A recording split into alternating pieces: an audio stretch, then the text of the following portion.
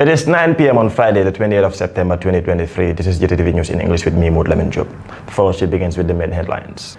Carnifing Municipal Council and National Environment Agency signed a memorandum of understanding to address anti-littering in KM.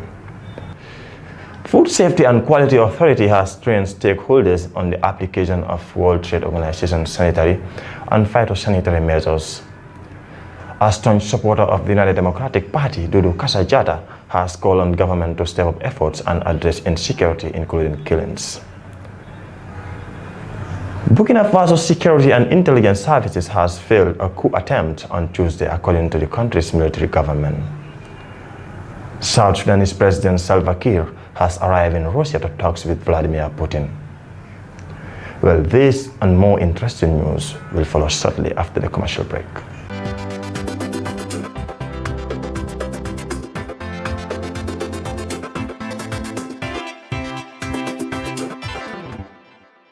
Welcome back, and this is Gttv News in English in case you just joining us.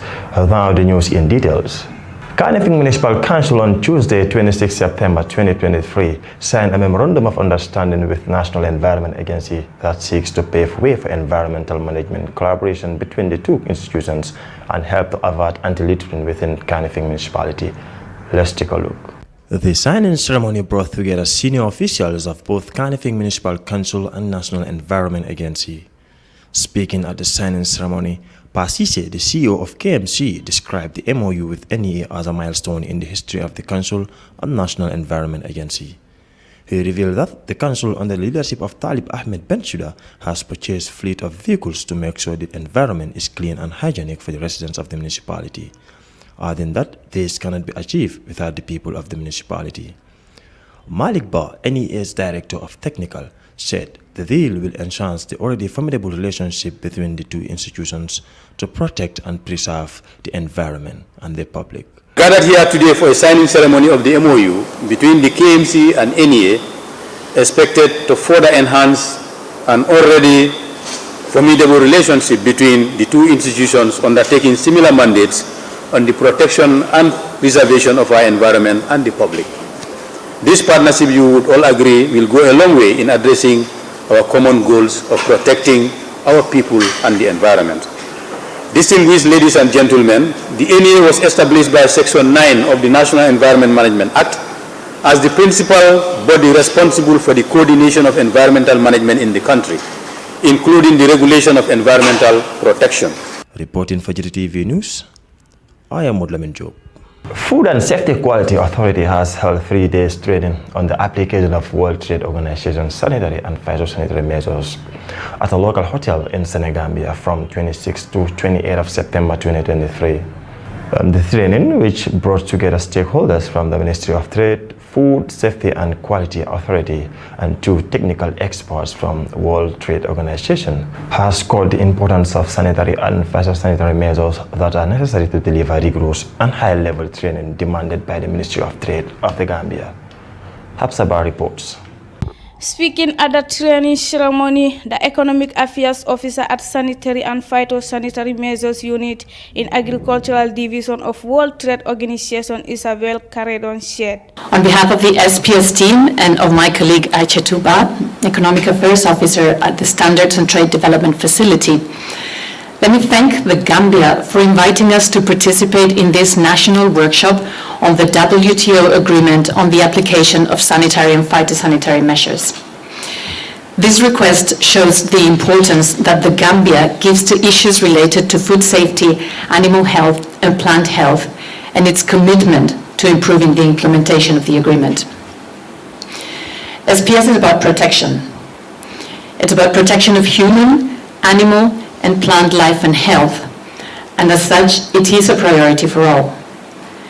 The fact that SPS is consistently one of the most frequent topics under which members request technical assistance confirms the relevance of these issues for all WTO members. Another recent example of the recognition of the importance of SPS issues and the success of members' conversations at the WTO was the adoption of the SPS Declaration Responding to Modern Challenges in the 12th Ministerial Conference held in Geneva in June 2022. In the declaration, members recognized that the SPS committee had been instrumental in advancing the implementation of the SPS agreement, and members reiterated their commitment to the continued enhancement of the implementation of the SPS agreement. Acknowledging that the global agricultural landscape had evolved since the adoption of the agreement in 1995, and that this evolution had brought about a variety of new opportunities and emerging challenges for international trade in food, animals, and plants, the declaration launched a work program where members have discussed challenges in the implementation of the agreement and mechanisms available to address them, as well as the impact of emerging challenges in the application of the SPS agreement. The outcomes of this work program will be reported to the 13th Ministerial Conference to be held in Abu Dhabi in February 2024, and the committee will continue working on these topics in the future. Managing Director of Food Safety and Quality Authority, Mamadou Ba, gives a historical background of how SPS was included in National Food Safety Policy, which was adopted and validated in 2022. And it paid a lot of dividend within a very short time. We were able to come up with a National Food Safety Policy, which was adopted and validated in December last year. And it's now on its route to the cabinet for approval. Now, in the policy, we realized that some of the challenges from evaluations or assessments that have been done included SPS. So, and of course, there were so many trade issues that were all the time coming up. So we decided to give a lot of priority to SPS issues in our agricultural and food products. Now, what else can we do better? We said the first thing is to build the capacity, to start building capacity. And we could do that through associations, through bodies that will be active. And we reconstituted the National SPS Committee, and which is now vibrant and functional. And trust me on this, push women to be in the leadership. They'll make things happen. Reporting for Gttv News, I am Habsatuba. Dudu Kasajata, prominent member of United Democratic Party, has expressed concern over spate of killings in the country and urged Gambia government authorities to take urgent actions to end tragic killings and other insecurity. Kadimbai reports from an excerpt of exclusive interview he had with Gambian Talents Promotion. Amid rising crime rate that saw 2 police officers gunned down on duty at Sukuta Jaban traffic light, Dudu Kasajata, an outspoken member of opposition United Democratic Party, has called on government authorities to do all they can to address insecurity, including killings in the country. He lashed out at Barrow's leadership for not doing enough to address plights of the country like insecurity, adding that it is his obligatory to ensure that Gambians and non-Gambians residing in the country are safe with their properties. He went on to urge the government to step up effort and reform the security, adding that he being a staunch advocate of security reform since the leadership of former President Yahya Jammeh. Kadimbai, Gttv. Now to sports. Over the weekend, the Gambia Taekwondo Union organized its first ever Gambia Open Taekwondo Championship aimed at bringing together Taekwondo clubs in the country to help promote and popularize the sport in the country. The competition brought together dozens of Taekwondo clubs from both the Gambia and Senegal. Speaking to Gambian Talents Promotion, Sportsmaster Babakar Sarr, president of Gambia Taekwondo Union, highlighted the purpose of organizing the Made in Gambia Open Taekwondo Championship as a means of training to elevate and promote sports in and out of the country.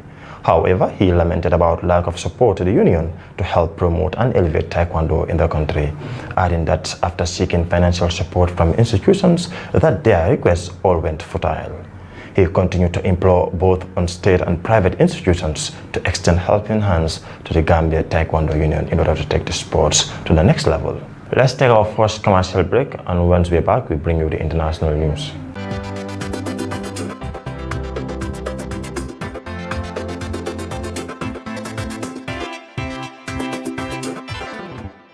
To international news now.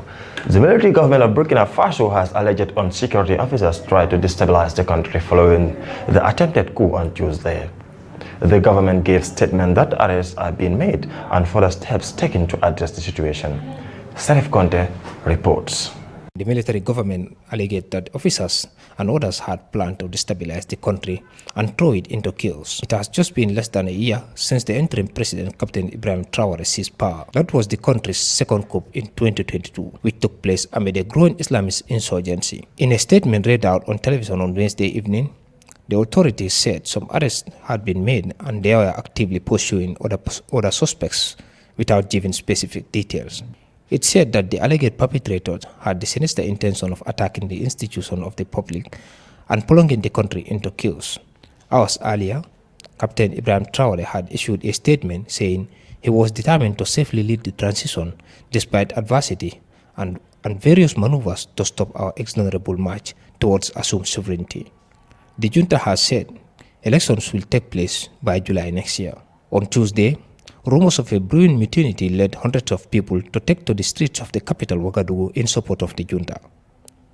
On the same day, the authorities suspended the French-language news magazine Jeune Afrique, accusing it of publishing articles discrediting the armed forces. Sarif Conte, Gttv News.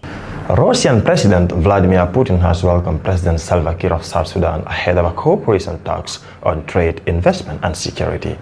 Sarif Conte has the rest of the story. South Sudan's President Salva Kiir is in Moscow for talks with Russian President Vladimir Putin. The visit comes at a time where Russia and Western powers are trying to woo African support in the wake of the invasion of Ukraine. Mr. Kiir arrived in the Russian capital on Wednesday and was received by Deputy Foreign Minister Andriy Rudenko-Yerevsky, according to the statement from the press unit. Mr. Kiir's office says the meeting with the Russian president on Thursday will discuss prospects for the development of bilateral relationships in various areas, as well as regional and international issues. It adds that the visit aims at deepening diplomatic relationships and explore other areas of cooperation on trade, investment opportunities, and security. The two leaders will also discuss the lifting of an arms embargo and targeted sanctions imposed on individuals in South Sudan, the statement added. In May, Russia abstained in the UN Security Council vote to renew sanctions imposed on South Sudan, which includes asset freezes, travel bans, and an arms embargo. Sarif Conte, Gttv News. Well, that brought us to the end of this news bulletin, but before we wrap up, here are the top stories once again. Cardiff Municipal Council and National Authority Agency signed a memorandum of understanding to address anti-littering in the municipality.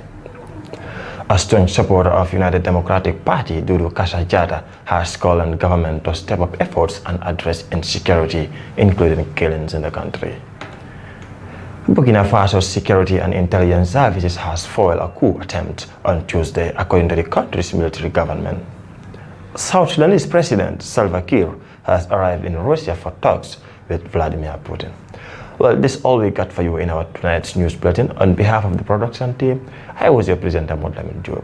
Do stay tuned and keep watching Gambian Talents TV for more interesting programs. Have a blissful weekend and bye-bye from me.